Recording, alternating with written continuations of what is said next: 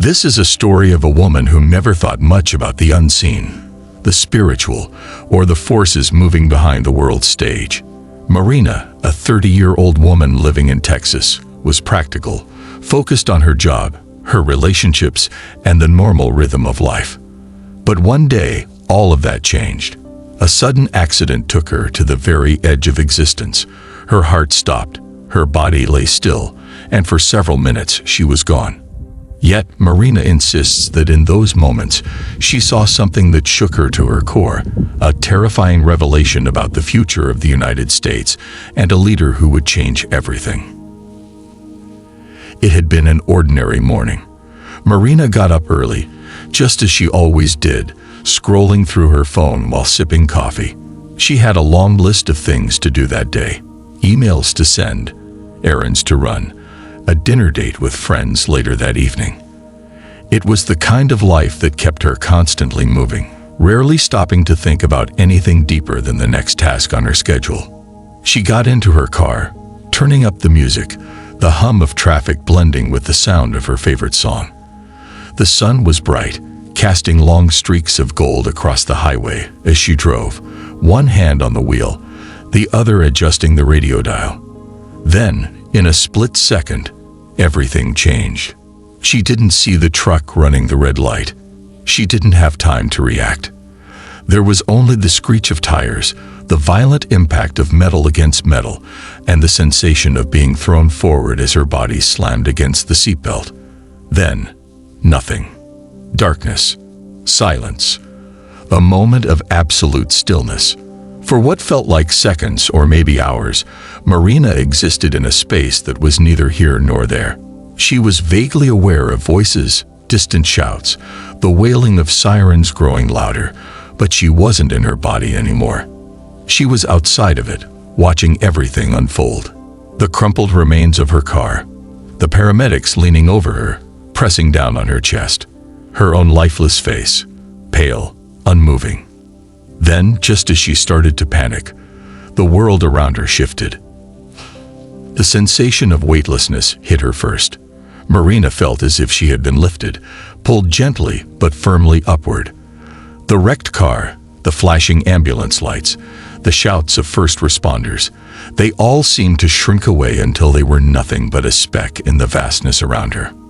She was moving through what could only be described as a tunnel of light, but not just any light. It was alive. It pulsed and shimmered, wrapping around her like something that had form but no substance. It was warm, inviting, and filled her with an overwhelming sense of peace. For the first time in her life, Marina felt completely free. Free from worry, free from fear, free from the constant pressure of existence. It was as if every weight she had carried simply disappeared.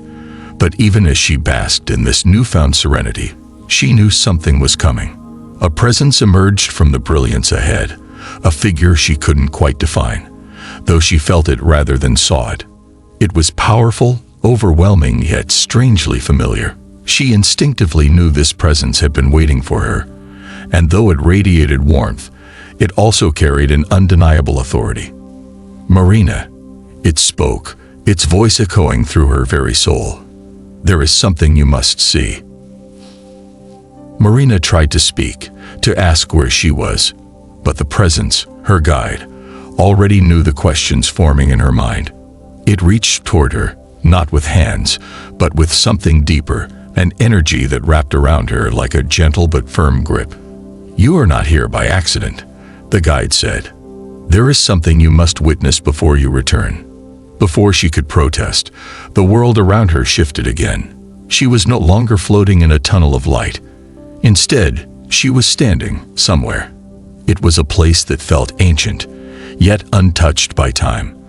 A vast open space stretched before her, but instead of a horizon, there were only shifting visions, as if she were standing on the edge of multiple realities.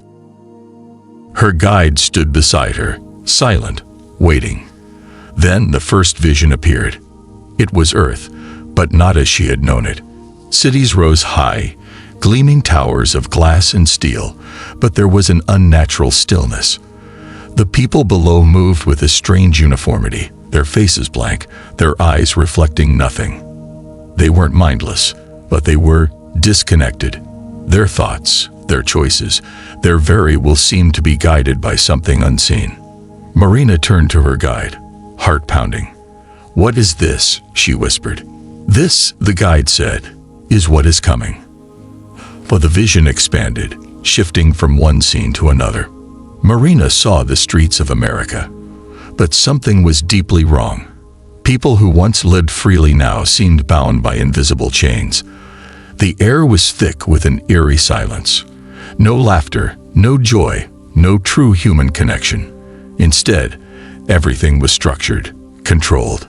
She saw leaders on giant screens, their faces calm, their words soothing, promising peace, security, unity.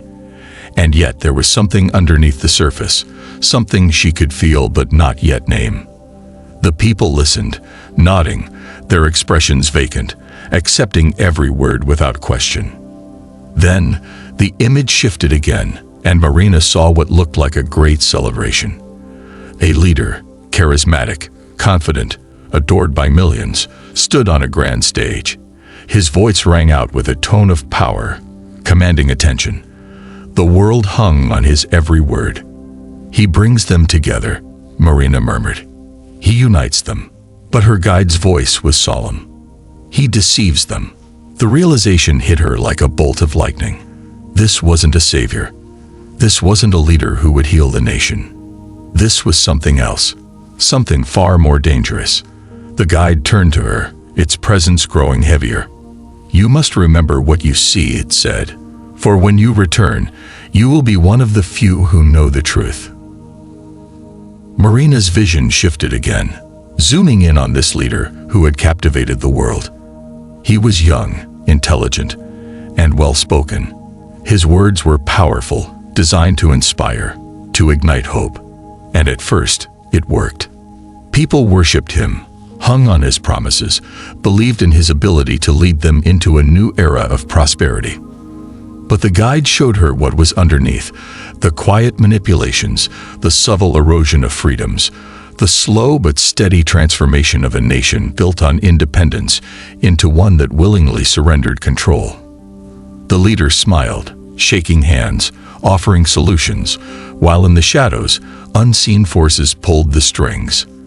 "This," the guide whispered, "is the Antichrist."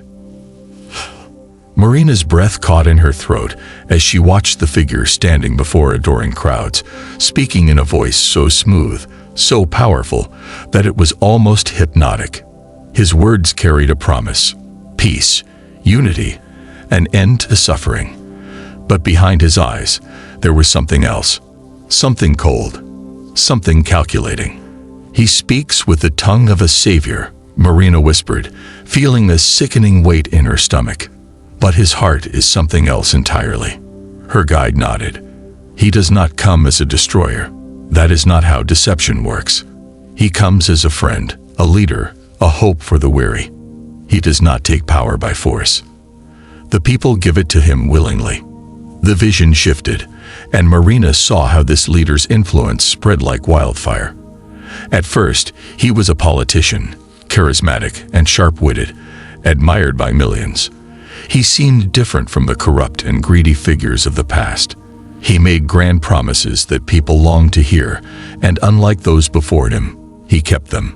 At first, she saw news anchors praising his brilliance, celebrities endorsing him, religious leaders nodding in approval, speaking of him as though he had been sent by God himself.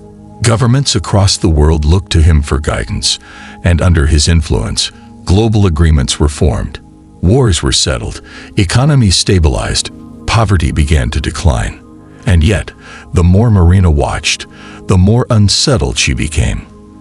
The leader's power was growing too quickly, too effortlessly, and those who questioned him, their voices became fewer and fewer, their platforms silenced, their messages erased.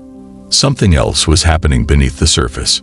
A system was being built, not with chains and walls, but with laws, with technology, with control so subtle that most didn't realize they were giving up their freedom until it was too late. Marina turned to her guide, panic in her voice. Why can't they see it? They do not want to, the guide answered. He offers them what they crave: security, prosperity, unity. He offers to take away their burdens, and in exchange, they give him their trust, their loyalty, their very souls. Marina saw the United States as if from above, its vast cities and quiet countryside stretching beneath her like a map. At first, it seemed stable, but as she looked closer, she saw something disturbing: a deep, festering divide running through the heart of the nation, splitting it in two. People were no longer just disagreeing. They were tearing each other apart. Families were divided, friendships destroyed, entire communities fractured by their beliefs about the new leader. Some called him the greatest hope the world had ever seen. Others whispered in fear, sensing something sinister lurking beneath his polished words. Marina saw people turning against their own kin, against their neighbors.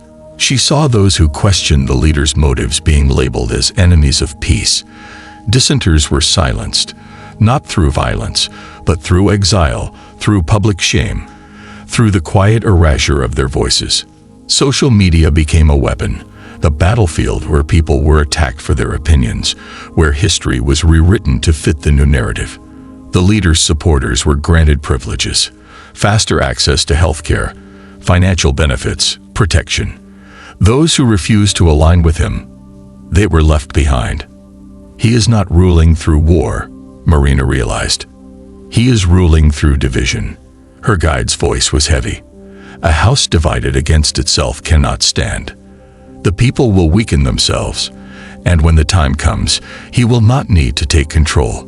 They will give it to him, begging for order. Marina's heart pounded. She had never seen such chaos before. Not on this scale, not in her own country. What happens to the ones who don't follow him? She asked, her voice barely above a whisper. The vision darkened. Marina's surroundings shifted again. She found herself standing in what looked like a bustling city. People moved in perfect synchrony, their faces expressionless, their eyes locked onto glowing screens embedded into buildings, sidewalks, even their own hands. She noticed something strange. Every person had a mark. It wasn't a tattoo, nor was it something physical. It was a digital identifier, a symbol embedded beneath the skin of their right hands or foreheads. When they passed scanners, doors opened, purchases were made, access was granted. Then she noticed those without the mark. They moved differently, quiet, cautious, constantly looking over their shoulders. Marina saw a man trying to enter a grocery store, only to be denied at the entrance. His face was pale, his stomach sunken. A woman tried to pay for medicine, but without the mark, she was turned away.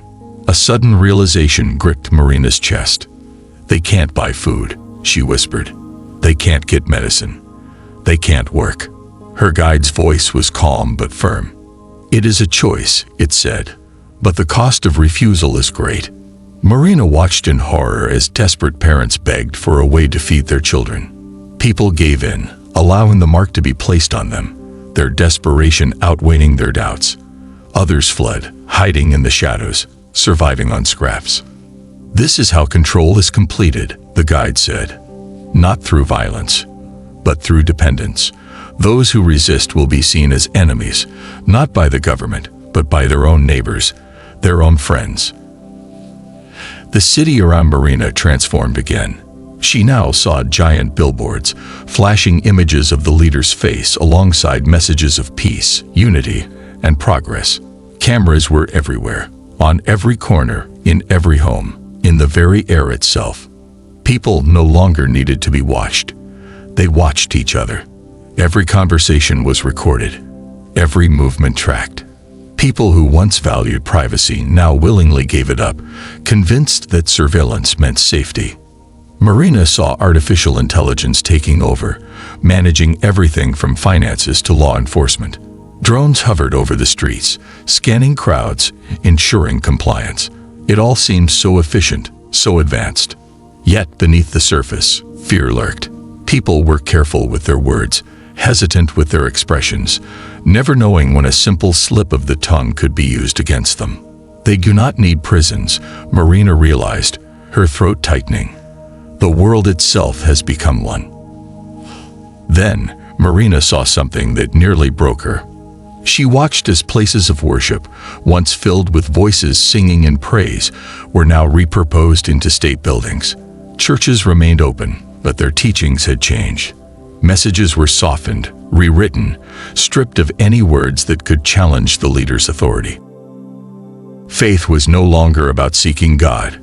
It was about aligning with the new order. Marina saw true believers meeting in secret, whispering prayers in basements and hidden rooms, knowing that speaking too openly could cost them everything. They were not rounded up in chains, not tortured in the streets, but they were erased. They will not burn the churches, the guide said. They will change them. They will not kill believers. They will silence them. Tears burned in Marina's eyes. She knew what she was seeing. It was not an attack from the outside. It was a quiet, systematic reprogramming of truth itself. Marina's vision shifted again, showing her something that both mesmerized and terrified her. The leader, this man who had captured the hearts of millions, stood before a massive crowd. People cheered, their faces alight with devotion, their voices chanting his name. But it was what he did next that made Marina's stomach turn to ice. With a simple raise of his hand, a crippled man stood up and walked. A blind woman gasped, blinking in shock as she described seeing light for the first time in years. News cameras zoomed in as the crowd wept, overwhelmed by what they believed to be a divine moment. "He heals the sick," Marina whispered, her voice barely audible. "No," the guide corrected. "He only appears to." Marina's eyes widened as she saw behind the illusion. These miracles were not what they seemed. Technology, deception, and dark power intertwined, creating spectacles so convincing that even the most skeptical among them believed. The world watched in awe, blind to the manipulation unfolding before them. With every miracle, the leader's influence grew. Nations began to bow before him. Religious leaders embraced him. Some even claimed he was the one they had been waiting for, the answer to all prophecies. Marina's guide turned to her. "The greatest deception is not to destroy faith," it said. "It is to twist it, to redirect it, until people worship the very thing meant to destroy them." Marina shuddered. She had never considered herself deeply religious, but now she saw how easy it was for people to be led astray. The world was desperate for hope, for someone to save them, and in their desperation, they had handed their hearts to a wolf in sheep's clothing. A new presence entered the vision, something greater than anything Marina had seen before. The air itself seemed to vibrate, charged with an energy she could barely comprehend. It was vast, overwhelming, yet filled with unimaginable peace. A voice rang out, not in anger, not in fear, but in sorrow. "They do not see. They do not listen." Marina saw flashes of history, times when humanity had been given warnings. Signs in the sky, changes in the earth, whispers of truth spoken through prophets and dreamers. But every time, people had dismissed them. They had chosen comfort over caution, ignorance over awareness. She saw a coming storm, not one of wind and rain, but of deception so deep it would consume even the strongest minds. The voice spoke again. "But some will awaken, some will resist, and for them, the path will be difficult, but not impossible." Marina's chest tightened. She wanted to ask how. How could they resist when the whole world had fallen under this leader's spell? The guide only responded with a single sentence, "By remembering what is real." Marina was shown a group of people, not many, but enough. They were scattered, hiding in the shadows of a world that no longer welcomed them. They met in secret, speaking in hushed tones, sharing resources, protecting one another. "They refused," Marina whispered. "Yes," the guide confirmed. "And because of that, they are hunted." Marina saw that these weren't just religious leaders or rebels. They were ordinary people, Fathers, mothers, young and old, who had refused to take the mark, refused to bow to the deception. They had lost everything, but they still held on to something the rest of the world had surrendered: the truth. They live outside the system, Marina said, watching as they traded food, moved in silence, and spread warnings to those who would listen. They fight not with weapons, but with knowledge, the guide told her. They are few, but they are not alone. For the first time since her vision began, Marina felt something she hadn't expected: hope. Marina's perspective zoomed out, giving her a view of the world as a whole. The United States, once a beacon of freedom and independence, was now at the heart of a new global system. What had once been a nation that prided itself on its strength and resilience had become the testing ground for the leader's power. Policies that had once seemed unthinkable were now accepted without question. People had traded their rights for convenience, their voices for security. Other nations followed suit, watching as the world's most influential country willingly surrendered to the deception. But Marina saw something else too: pockets of resistance across the country. Rural towns where people still clung to their independence. Cities where underground networks shared information, helping people see through the lies. America was not fully lost. Not yet. The world watches this nation, the guide said. And what happens here will shape what happens everywhere. Despite the darkness, Marina saw something incredible. Not everyone was asleep. Not everyone was blind. People were waking up, not just to the political deception, but to something greater. They were seeking something real, something that could not be manipulated or controlled. Marina saw families turning back to prayer. She saw young people rejecting the system, choosing instead to build communities based on faith, love, and truth. She saw miracles. Not the false ones the leader performed, but real ones. People were healing, hearts were changing, and those who had been lost were finding their way again. The light cannot be extinguished, the guide said. Not as long as there are those willing to carry it. Marina watched as the world trembled on the edge of something massive. A battle was coming, not of weapons and armies, but of truth and lies, faith and deception. And then, just as suddenly as it had begun, the vision started to fade. As the vision shifted once more, Marina felt the weight of everything she had witnessed pressing down on her. She had seen the deception, the control, and the rising power of the leader who had captivated the world. She had seen the few who resisted, struggling to survive in a system designed to erase them. But now, the guide's voice carried an even heavier tone. The greatest danger, it said, is not the one who deceives, but those who refuse to see. Marina watched as people, ordinary, well-meaning people, continued on with their lives as if nothing was happening. They convinced themselves that things weren't that bad, that the warnings were just conspiracy theories, that as long as they followed the rules, they would be safe. They do not fight, Marina murmured. No, the guide confirmed. They comply, not out of malice, but out of fear, out of comfort, out of blindness. Marina saw families gathered around their televisions, nodding as the leader spoke. She saw churches adjusting their messages to fit the new narrative, businesses enforcing new rules without question, entire communities falling in line without hesitation. This is how it happens, the guide said, not through force, but through slow acceptance, through small compromises, through the belief that it is easier to remain silent than to stand.